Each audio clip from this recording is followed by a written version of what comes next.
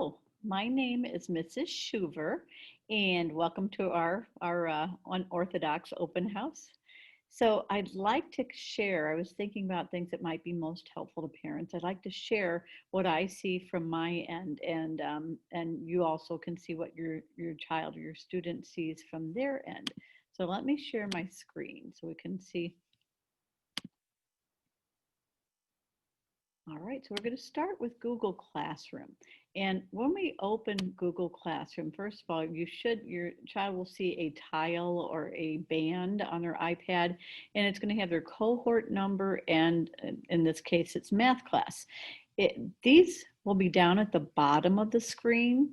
And stream, it always defaults to stream. This is usually where there's just messages saying what is posted.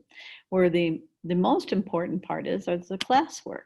So if we open that up, you're going to see the topics that we see. And I wanted to point out in every class room, we have posted how to open and attach assignments. And that might be very helpful to parents to watch that too, or for students to watch that.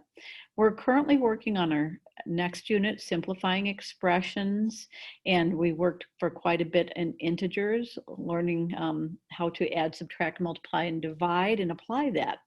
So I want to show you what it looks like from my end when students turn in a lesson.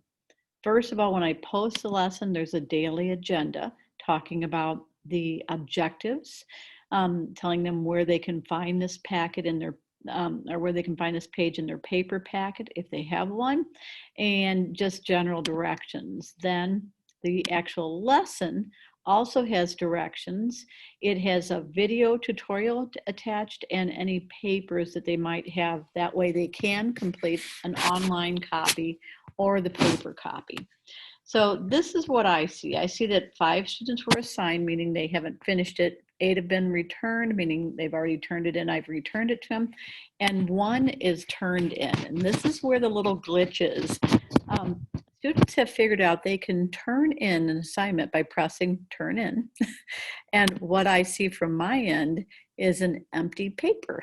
And this is the online copy. So when I click on this, this is actually a copy of what I sent them to either work on online or to so they know what it looks like.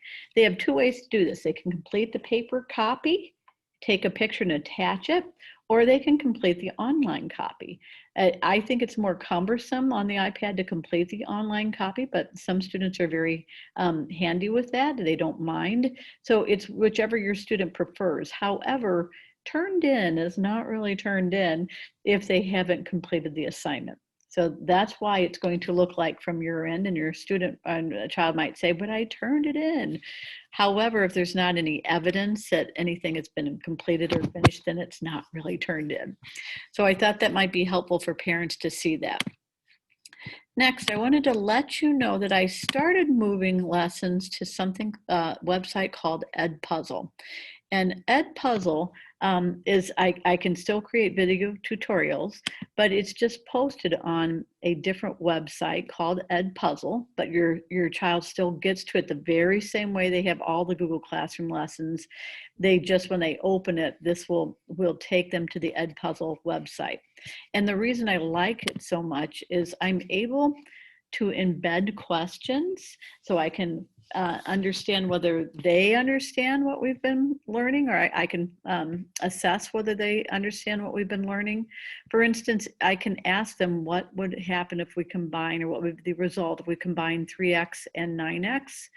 And the video pauses, they answer it, and immediately after that, it confirms what the real answer is. That way they know immediately whether they have it right or wrong, and then can make corrections. And there's usually an explanation attached. So this is why I've moved to Edpuzzle. The nice thing too is if they complete their Edpuzzle lesson, they do not have to attach their paper. They can certainly complete it, and I would encourage them completing it on paper. However, the Edpuzzle lesson itself is completion. So then let me show you what that looks like from my end when an Edpuzzle lesson is completed. Now, this is what I see in my Edpuzzle gradebook. This student has completed all of these lessons. including this one and this one. However, you can see, I can tell they're completed because this bar is moved all the way. This one is in progress. You can see that the student started it, but has not finished it. And if it's in green, it means they've mastered it. If it's in yellow, they haven't quite mastered the topic. And if it's in red, it's either incomplete or below a score that would be considered mastery.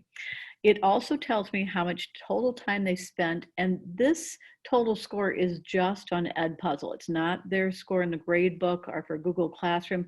It just is the total of all the lessons they've completed on Edpuzzle. So I believe if you click on the lessons, if you have your students click back on the lesson, they'll be able to look at their answers too and kind of self-assess and to see what's completed and not completed.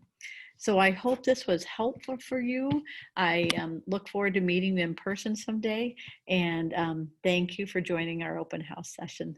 Take care. Oh, and quickly, I want to let you know you can contact me anytime through school email or by calling Washington Middle at 483-4413.